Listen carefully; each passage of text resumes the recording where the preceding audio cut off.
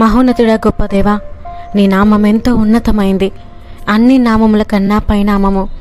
దేవా, నీ నామములో నేను అడిగిన ప్రతి ప్రార్థనను నువ్వు వింటున్నావు, దానికి జవాబును దయచేసేవాడవు.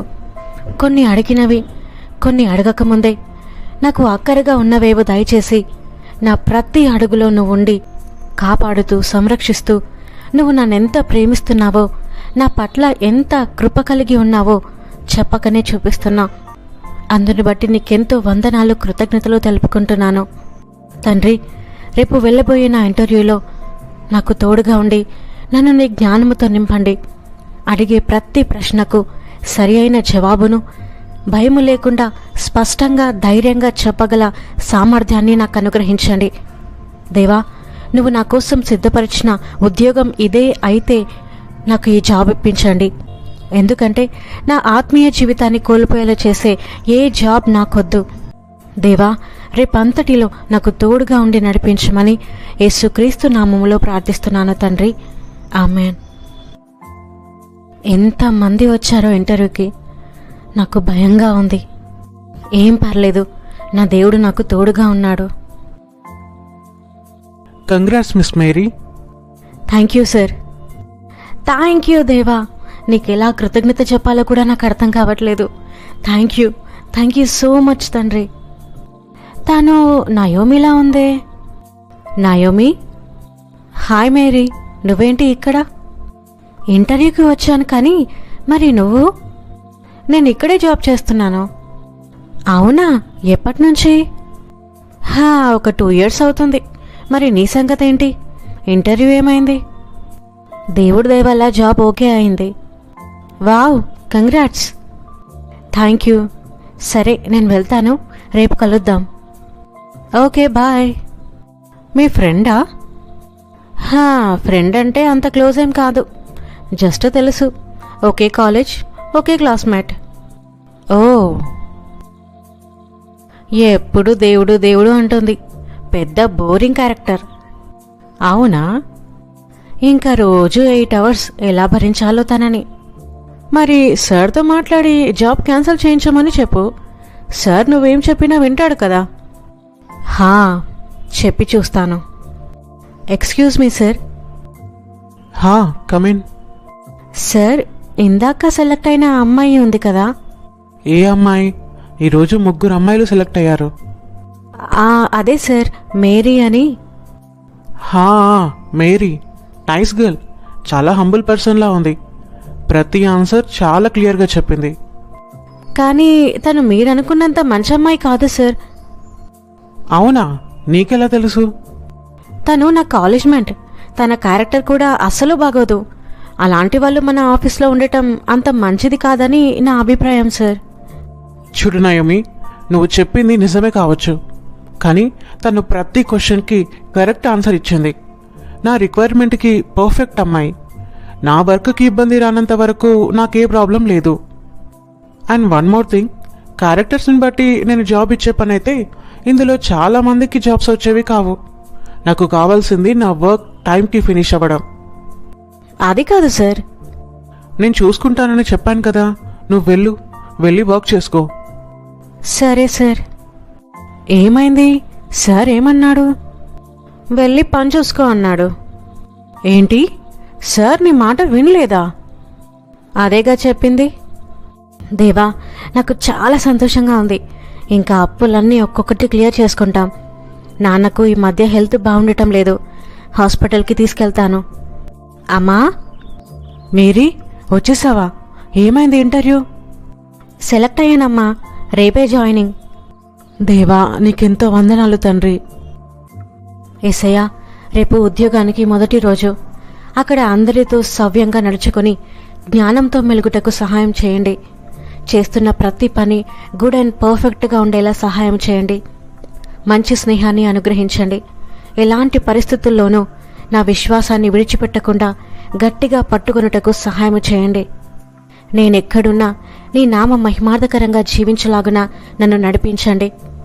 అల్లరితో కూడిన ఆటపాటలు, వినోదాలు, విందులకు అలవాటు పడి నిన్ను దూరం పెట్టే పరిస్థితులు నా జీవితంలోకి రాకుండా చేయండి.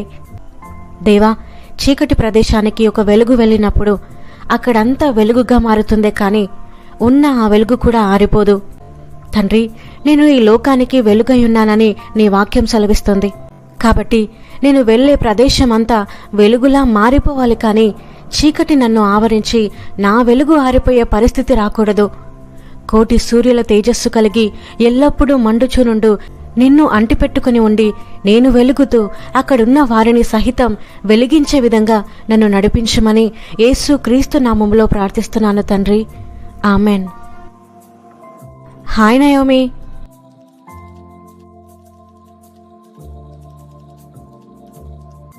హాయ్. ఫస్ట్ డేనా? అవును. తను నీకు ముందే తెలుసా? హా, నయోమి నా ఫ్రెండ్. నేను తను క్లాస్మేట్స్. అవునా? మీ పేరు? పావని. ఓకే. ఏమైనా చెప్పాలా? ఏం లేదు సార్, చెప్పినా మీరు పట్టించుకోవట్లేదు కదా. ఏంటి? ఏం లేదు సార్, నేను వెళ్తాను. హే నయోమి, ఈరోజేంటి సైలెంట్గా ఉన్నావు? సార్ దగ్గర చెప్పటానికి ఎవరు దొరకలేరా? ఏంటి? ఏం మాట్లాడుతున్నావు? Mind your tongue. ఎవరో గురించి సార్కి లేనిపోనివి చెప్పాల్సిన అవసరం నాకేంటి? లేనిపోనివి చెప్తావని నేను చెప్పలేదే, నువ్వే అంటున్నావు. చూడు నయోమి, ఏదో కలిసి పనిచేస్తున్నామనే సదుద్దేశంతో చెప్తున్నాను. నీకు ఎవరైనా కొంచెం రివర్స్ మాట్లాడితే వాళ్ళ మీద కోపం పెంచుకొని వాళ్ళ గురించి లేనిపోనివి పుట్టించి సార్కి చెప్పి వాళ్ళ జాబ్ పోయేలా చేయడం అసలు మంచి పద్ధతి కాదు. నువ్వు మంచి అనిపించుకోవడం కోసం ఇతరులను చెడ్డవాళ్ళను చేయడం మంచిది కాదు. వాళ్ళు ఏ అవసరంలో ఉండి జాబ్ చేస్తున్నారో నీకు తెలీదు. వాళ్ళ కడుపు కొట్టడం కరెక్ట్ కాదు. అది ఏ రోజుకైనా నీకే రిటర్న్ తగులుతుంది. చూడు, ఎవరి గురించి సార్ దగ్గర చెప్పాల్సిన అవసరం నాకు లేదు. ఇంకా నువ్వు ఆ సిరి గురించే కదా మాట్లాడుతున్నావు. నాకు అర్థమైంది. ఆమె వర్క్లో మిస్టేక్ చేసింది, అందుకే సార్ ఉద్యోగం నుంచి తీసేశారు, నేను చెప్పినందుకు కాదు. ఆ అమ్మాయి వర్క్ ఫినిష్ చేశాక ఏమైనా మిస్టేక్స్ ఉన్నాయేమో చూస్తానని నువ్వే ఫస్ట్ చూసావు. నువ్వే అలా క్రియేట్ చేశావని ఆఫీస్లో అందరికీ తెలుసు. సిరి ఒక్కదాని విషయంలోనే కాదు, సిరి లాంటి వారు చాలామంది ఆఫీస్లో నుంచి వెళ్ళిపోయారు. ఎనీవే, నీ గురించి నాకెందుకు? చెప్పాల్సింది చెప్పాను, తర్వాత నీ ఇష్టం. బాయ్. చెప్తాను. నాకు ఎదురు సమాధానం చెప్పిన వాళ్ళ సంగతి ఏమైందో తెలిసి కూడా నాతోనే పెట్టుకుంది. ఏమైంది నయోమి? ఎందుకలా ఏడుస్తున్నావు? ఏం లేదు సార్, ఇదిగోండి ఆ టేబుల్ మీద నా రిజైన్ లెటర్ ఉంది. నేను జాబ్ మానేస్తున్నాను. ఏమైంది? ఎందుకు రిజైన్ చేస్తున్నావు? ఎందుకు ఏడుస్తున్నావు అసలు? ఎవరేమన్నారు? సార్, నేను అందరి జాబ్స్ తీయించేస్తున్నానంట. మీకు నాకు మధ్య ఏదో రిలేషన్ ఉందని, అందుకే నేనేం చెప్పినా చేస్తున్నారని ఆ మౌని పిచ్చి పిచ్చిగా వాగింది. అక్కడ అందరూ ఉన్నారు, నన్ను తేడాగా చూశారు. నా పరువంతా పోయింది. ఇంకా ఇక్కడుండి అవమానపడటం కన్నా జాబ్ మానేసి వెళ్ళిపోవడం మంచిది. అంత మాట అన్నారా? ఆగు, తనని ఇప్పుడే పిలిపించి మాట్లాడతాను. ఏం వద్దు సార్, ఇప్పుడు మీరు అడిగితే ఇది కూడా నేను మీకు చెప్పానని, మీ చేత తిట్టించానని ఇంకా అందరికీ చెప్తుంది. ఇంకా వాళ్ళకున్న డౌట్ కాస్త పోయి తను చెప్పిందే నిజమని ఫిక్స్ అవుతారు. నన్ను ఇంకా బాధ పెడతారు. ఇదంతా అవసరమా సార్? సరే, నువ్వు వెళ్ళు, తన సంగతి నేను చూసుకుంటాను. Okay sir. హాయ్ పావని, మీ ఫ్రెండ్ మౌని కనిపించట్లేదేంటి? తనని జాబ్లో నుంచి తీసేశారు. అవునా? అదేంటి? సార్ ఒక వర్క్ ఇచ్చారు, అది 2 డేస్లో ఫినిష్ అవ్వాలన్నారు. అది ఇద్దరు కలిసి కంటిన్యూగా వర్క్ చేస్తే తప్ప 2 డేస్లో అవ్వదు. అలాంటిది తను ఒక్కదాన్నే 2 డేస్లో ఫినిష్ చేయమన్నాడు. తను చేయలేకపోయింది, అందుకే తీసేశాడు. అదేంటి? మరి తనకు హెల్ప్గా ఎవరినైనా పెట్టాల్సింది కదా. ఆ విషయం సార్కి తెలియదనుకుంటున్నావా? ఇదంతా కేవలం తనను జాబ్లో నుంచి తీసేయడానికి వేసిన ప్లాన్ అంతే. ఏంటి? నాకు అర్థం కాలేదు. నీకిప్పుడే అర్థం కాదులే, ముందు ముందు నీకే అర్థమవుతుంది.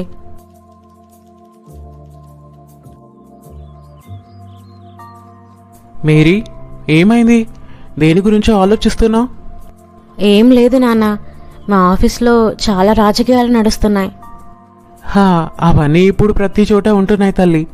అవేం పట్టించుకోకుండా నీ పనేదో నువ్వు చూసుకొని రా. ఎవరి జోలికి వెళ్ళకు, అందరితో సమాధానంగా ఉండు. ప్రతి ఒక్కరికి రెస్పెక్ట్ ఇవ్వు. వాళ్ళు నీకన్నా చిన్నవాళ్ళైనా సరే, పెద్దవాళ్ళైనా సరే. ఎవరితో ఎలా ఉండాలో, ఎలా మెలగాలో జ్ఞానం దయచేయమని ప్రార్థన చేసుకో. మనం ఎక్కడికెళ్ళినా ఇలాంటి వాళ్ళు మన చుట్టూ ఉంటారు. వాళ్ళతో పోరాడి మనం ఏం సాధించలేం, కానీ దేవుని ముందుంచి మన పనేదో మనం చేసుకుంటూ పోతే అంతా దేవుడే చూసుకుంటాడు. సరే నాన్న. సరే, వెళ్ళి పడుకో. రేపు చర్చికి వెళ్ళాలి, తొందరగా లేవాలి కదా. Praise the lord. దేవునికి మహిమ కలుగునుగాక. మన జీవితంలో ప్రతి ఒక్కరికి ఒక గోల్ ఉంటుంది. నేను ఇలా అవ్వాలని, అలా అవ్వాలని. దానికోసం ప్రయత్నాలు కూడా చేస్తాం. కొంతమంది జస్ట్ అనుకుంటారు, వదిలేస్తారు. మరికొందరు స్టార్ట్ చేసి మధ్యలో వదిలేస్తారు. మరికొందరు చివరి వరకు పోరాడతారు. ఏది ఏమైనా ప్రతి మనిషిలో ఒక లక్ష్యం ఉంటుంది. అది మంచిదే. దేవునికి ఒక లక్ష్యం ఉంది, సాతానుకు కూడా ఒక లక్ష్యం ఉంది.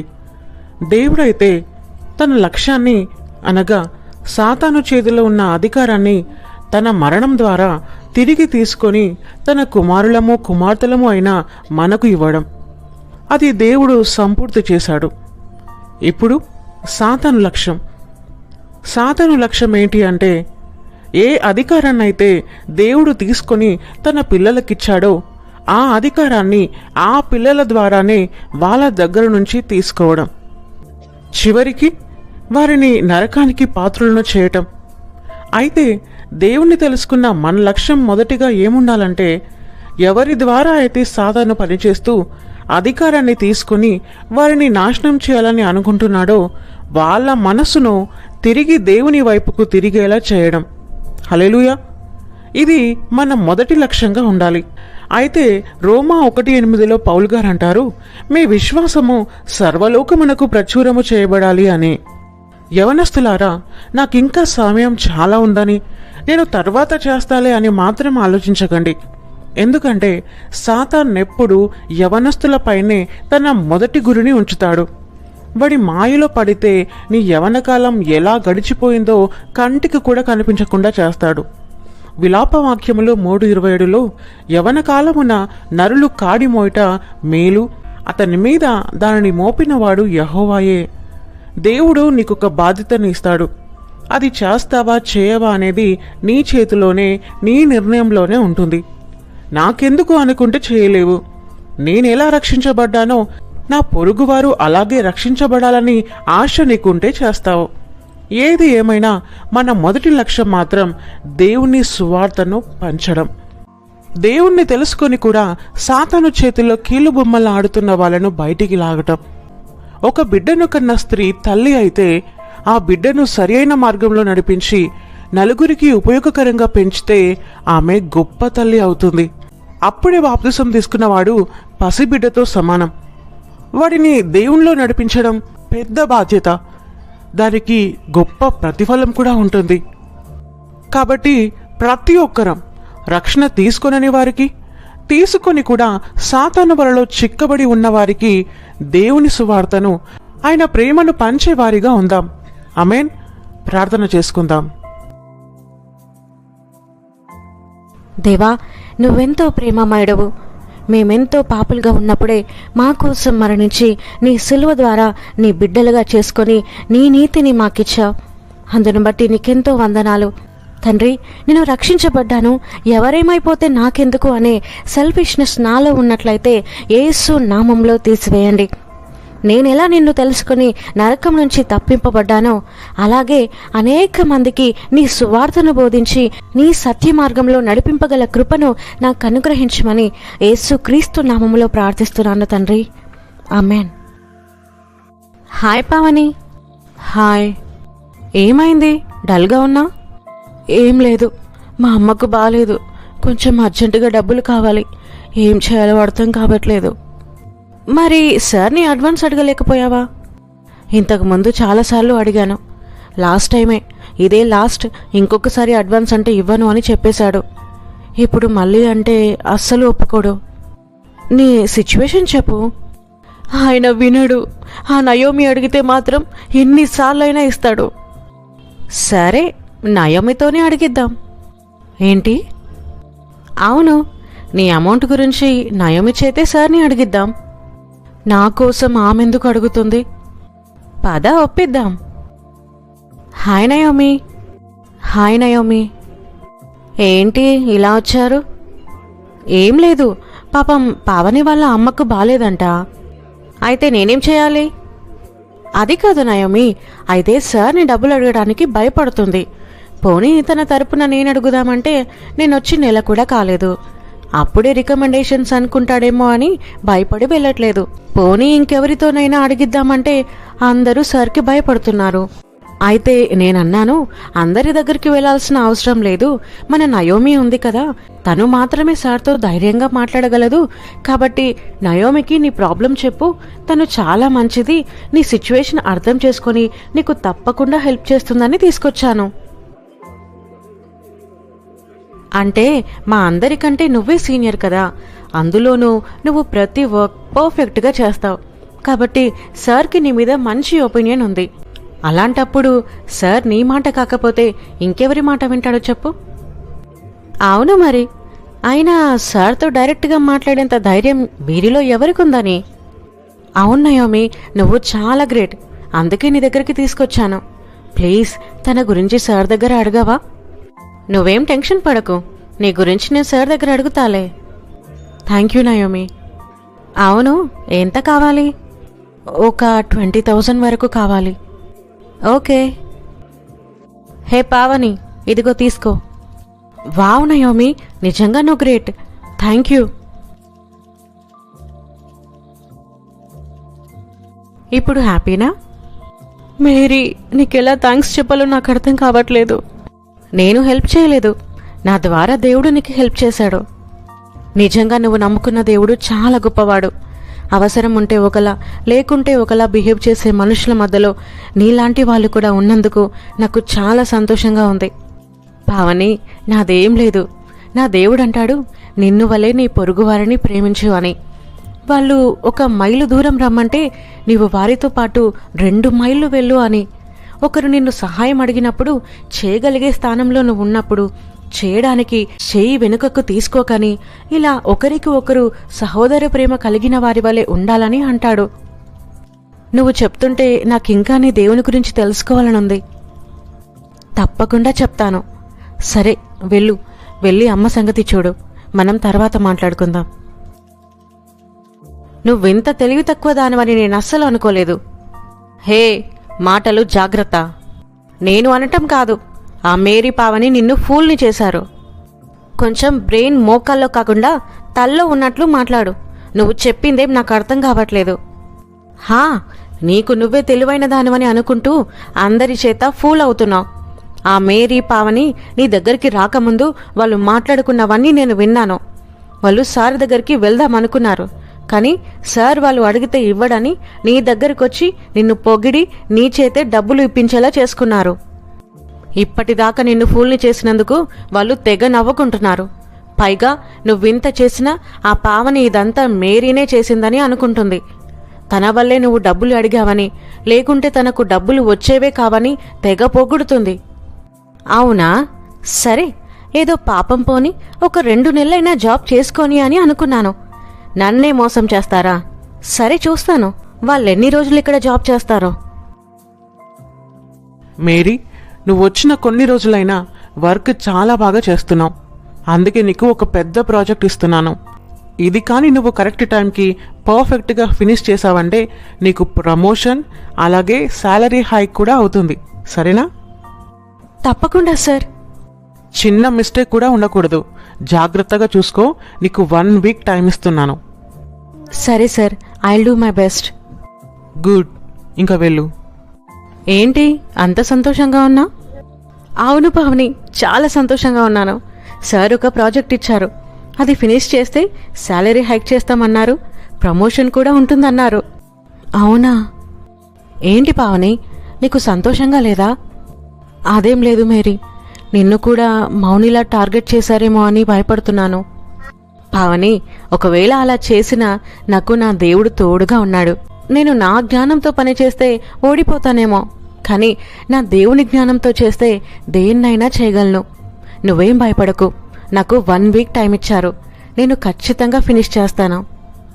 ఫినిష్ చేయడమే కాదు మేరీ, చిన్న తప్పు కూడా ఉండకూడదు. సరే నయోమి, ఏ తప్పు జరగకుండా చూసుకుంటాను. దేవా, నా సహాయకుడవు నీవే. నా పక్షాన ఉండండి. ఇది నాకు అసాధ్యమే కావచ్చు, కానీ నీకు సమస్తము సాధ్యమే. నీ ద్వారా నాకు సాధ్యమే. దేవా, నేను చేస్తున్న ప్రతి పని గుడ్ అండ్ పర్ఫెక్ట్గా ఉండాలి. నా ఆలోచనలో ఆలోచనవై ఉండండి. నాకు విరుద్ధంగా రూపింపబడిన ఏ ఆయుధము యేసుక్రీస్తు నామంలో వర్ధిల్లదు. ఆమెన్. మేరీ, ప్రాజెక్ట్ ఎంతవరకు వచ్చింది? క్లయింట్స్ రేపే వచ్చేది. సార్, ప్రాజెక్ట్ అయితే ఫినిష్ అయింది. ఈరోజు మళ్ళీ ఒకసారి చెక్ చేసుకుంటాను. గుడ్, ఈరోజు కంప్లీట్ అవ్వాలి. Sure sir. ప్రాజెక్ట్ ఫినిష్ చేసావా? రేపు మార్నింగ్ నువ్వు ఫినిష్ అవుతావు.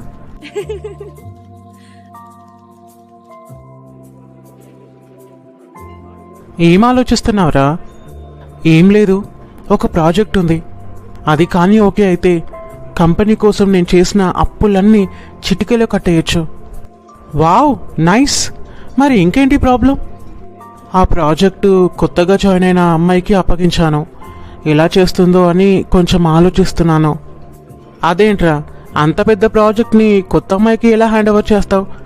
ఎవరైనా సీనియర్కి అప్పగించాల్సింది. అదే కదా నేను ఆలోచిస్తున్నాను. ఏ చిన్న ప్రాబ్లం అయినా డీల్ క్యాన్సిల్ అవుతుంది. మరి వేరే వాళ్ళకు అప్పగించు. అంత టైం లేదు. అయినా నాకు ఆ అమ్మాయికి ఎందుకు ఇవ్వాలనిపించిందో. ఆ టైంలో నాకు ఆ అమ్మాయే చేయగలదని అనిపించింది. ఎందుకంటే నేను ఏ వర్క్ ఇచ్చినా పర్ఫెక్ట్గా చేస్తుంది, టైంకి సబ్మిట్ చేస్తుంది. ఆ కారణంతో ఇవ్వాలని అనిపించుండొచ్చు. బాగానే చేస్తుందని అంటున్నావు కదా, ఇంకా భయం ఎందుకు? రేపు మార్నింగే వెళ్ళి తన ప్రాజెక్టు చెక్ చేసి ఏమైనా మిస్టేక్స్ ఉన్నాయేమో చూడు. ఉంటే క్లియర్ చెయ్యి. అవును, ఈరోజు ఈవినింగే చెక్ చేద్దాం అనుకున్నాను, కానీ అర్జెంట్ మీటింగ్ ఒకటి ఉంటే అక్కడికి వెళ్ళిపోయాను. రేపు ఉదయాన్నే వెళ్ళి చెక్ చేస్తాను. రేపు ఎర్లీగా రమ్మని కాల్ చేస్తాను. సార్, ఏంటి ఏ టైంలో కాల్ చేస్తున్నారు? రేపటి గురించి అయి ఉంటుంది. Hello sir, good evening. Mary, రేపు ప్రాజెక్ట్ సబ్మిట్ చేసేది ఉంది కదా, సో కొంచెం ఎర్లీగా రా. ఓకే సార్, తప్పకుండా వస్తాను. Okay sir, bye sir. Project మళ్ళీ ఒకసారి చెక్ చేసుకుంటాను. అంతా బాగానే ఉందిలే. నిద్ర వస్తుంది, వెళ్ళి పడుకుంటాను. మళ్ళీ ఎర్లీ మార్నింగే లేవాలి. నజరేయుడా యేసయ్యా, నా ప్రతి పనిలో నాకు తోడుగా ఉండి నాకు సహాయకుడిగా ఉన్నందుకు నీకు వందనాలు. దేవా, ప్రాజెక్ట్ సక్సెస్ఫుల్గా సబ్మిట్ చేయాలి. అది ఓకే అవ్వాలి. దేవా, నాకు సహాయం చేయండి. ప్రాజెక్ట్ ఎక్స్ప్లెయిన్ చేస్తున్నప్పుడు ఎలాంటి తడబాటు నాకు రాకూడదు. నా జ్ఞానంతో కాదు తండ్రి, నీ జ్ఞానంతో నన్ను నింపండి. దేవా, టైం అవుతున్న కొద్దీ ఏదో తెలియని భయం నన్ను ఆవరిస్తుంది. నువ్వు నాకు తోడుగా ఉన్నావు, నాకేం కాదు. రేపంతటిలో నాకు తోడుగా ఉండమని యేసుక్రీస్తు నామములో ప్రార్థిస్తున్నాను తండ్రి. ఆమెన్. హే మేరీ, హాయ్. అయిపోయిందా ప్రాజెక్ట్? అయిపోయింది. ఇక్కడే ఉండు, వాష్రూమ్ వెళ్ళొస్తాను.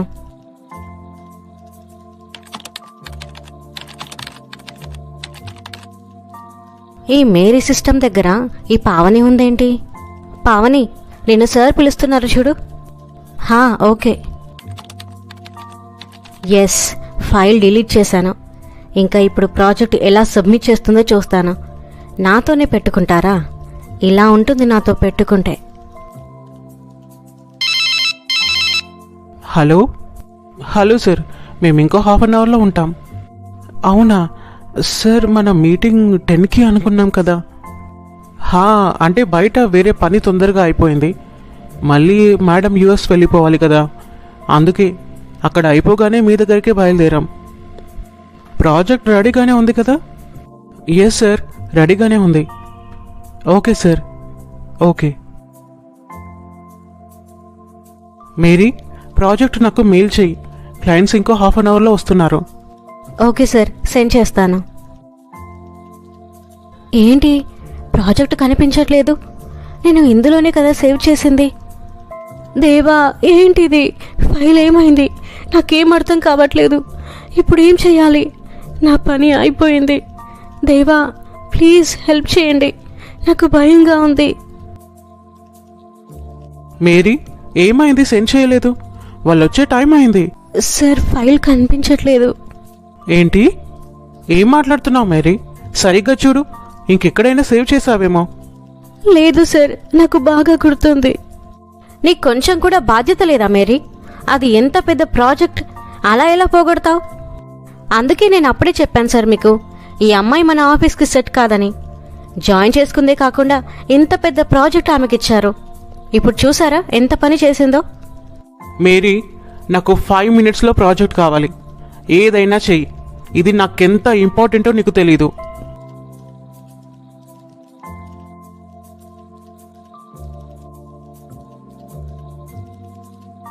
ఏమైంది?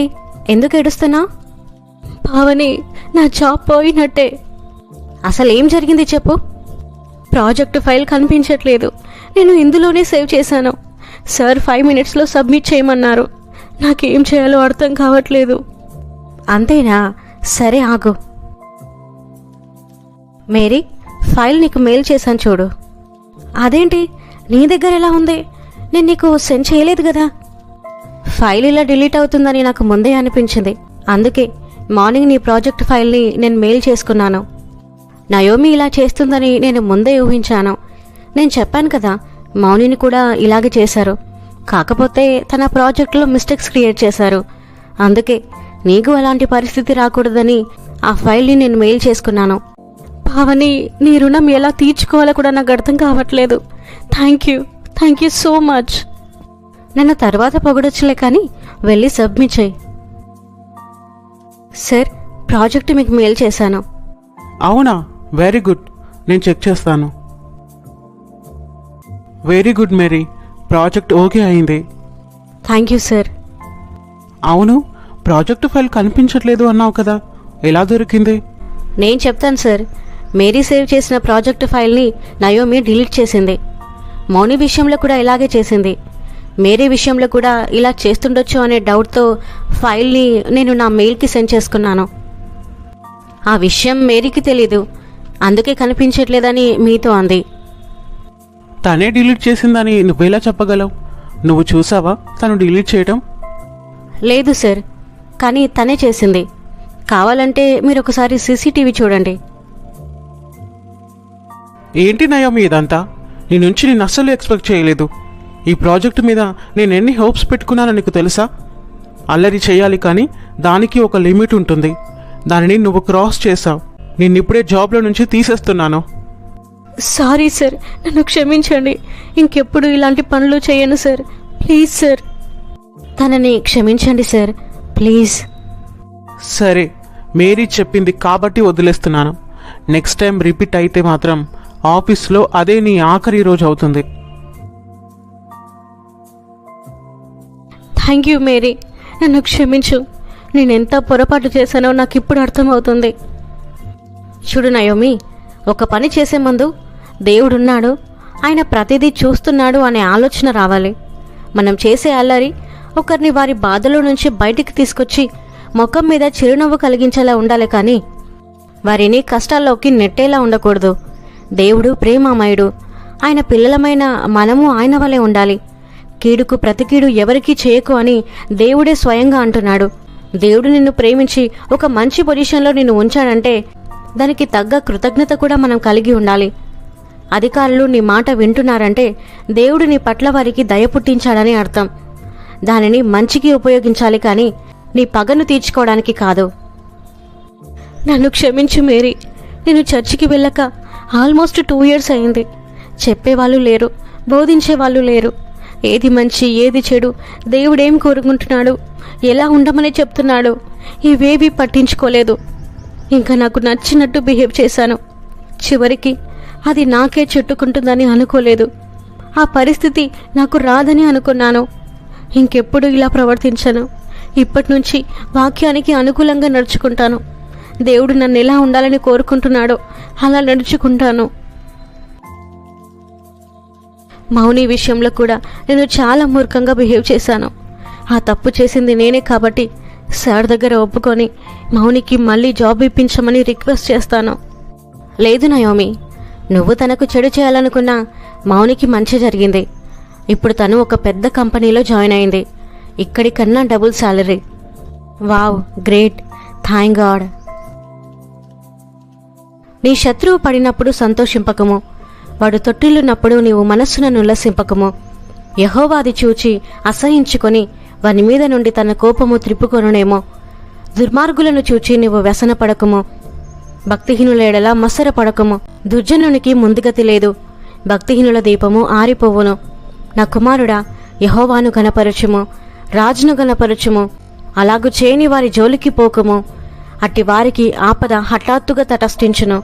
వారి కాలము ఎప్పుడు ముగియునో ఎవరికి తెలియను. నీ హృదయంలో నీ సహోదరుని మీద పగపట్టకూడదు. నీ పొరుగువాని పాపము నీ మీదికి రాకుండానట్లు నీవు తప్పక వారిని గద్దింపవలెను. కీడుకు ప్రతికీడు చేయకూడదు. నీ ప్రజల మీద కోపం ఉంచుకొనక నిన్ను వలె నీ పొరుగువారిని ప్రేమింపవలెను. నేను యెహోవాను. మీ ప్రేమ నిష్కపటమైనదై ఉండవలెను. చెడ్డదాన్ని నశయించుకొని మంచిదానిని హత్తుకొనియుండుడి. సహోదర ప్రేమ విషయంలో ఒకని అందొకడు అనురాగము గలవారై ఘనత విషయములో ఒకనికినొకడు గొప్పగా ఎంచుకునుడి. మిమ్మల్ని హింసించు వారిని దీవించుడి. దీవించుడు గాని శాపింపవద్దు. సంతోషించు వారితో సంతోషించుడి. ఏడ్చువారితో ఏడుడి. ఒకరితోనొకడు మనస్సు కలిసి ఉండుడి. హెచ్చువాటి అందు మనస్సుంచక తగ్గువాటి అందు ఆసక్తులైండుడి. మీకు మీరే బుద్ధిమంతులమని అనుకోవద్దు. కీడుకు ప్రతికీడెవరికినీ చేయవద్దు. మనుషులందరి దృష్టికి యోగ్యమైన వాటిని గూర్చి ఆలోచన కలిగి ఉండుడి. శక్యమైతే మీ చేతనైనంత మట్టుకు సమస్త మనుషులతో సమాధానముగా ఉండుడి. ప్రియులారా, మీకు మీరే పగ తీర్చుకొనక దేవుని ఉగ్రతకు చోటీయుడి. పగ తీర్చుట నా పని, నేనే ప్రతిఫలమిత్తును అని ప్రభువు చెప్పుచున్నాడని వ్రాయబడి ఉన్నది. కాబట్టి నీ శత్రువు ఆకలిగొని ఉంటే అతనికి భోజనము పెట్టుము. దప్పుకొని ఉంటే దాహమిమ్ము. అలాగు చేయట వలన అతని తల మీద నిప్పులు కుప్పగా పోయిదువు. కీడు వలన జయింపబడక మేలు చేత కీడును జయించుము. మనం దేవుని మీద ఆధారపడి మన ప్రతి పరిస్థితుల్లో ఆయనను ముందుంచి మన పని మనం చేసుకుంటున్నప్పుడు మన పక్షాన ఆయన యుద్ధం చేస్తాడు. కాబట్టి దేవుణ్ణి మన జీవితంలో మొదటి స్థానంలో ఉంచుదాం. మనుషులతో మనం పోరాడలేము, పోరాడకూడదు కూడా. ఎందుకంటే దేవునిలో మనమందరం సహోదరి సహోదరులం. ఒక్క తల్లి వారం కాకపోయినా దేవుని రక్త సంబంధులం. కాబట్టి ఒకరి ఎడల ఒకరం ప్రేమ కలిగి నడుచుకుందాం. ఒకరు నీకు మంచి చేస్తున్నారా, తిరిగి వారికి మంచి చెయ్యి. ఒకరు నీకు చెడు చేస్తున్నారా, అయినా పర్లేదు, మంచే చెయ్యి. ఎందుకంటే నీ దేవుడు ఆ చెడులో నుంచి నీకు గొప్ప మేలు చేస్తాడు. అంత సమర్థుడు మన దేవుడు. ఆమెన్. Praise the lord.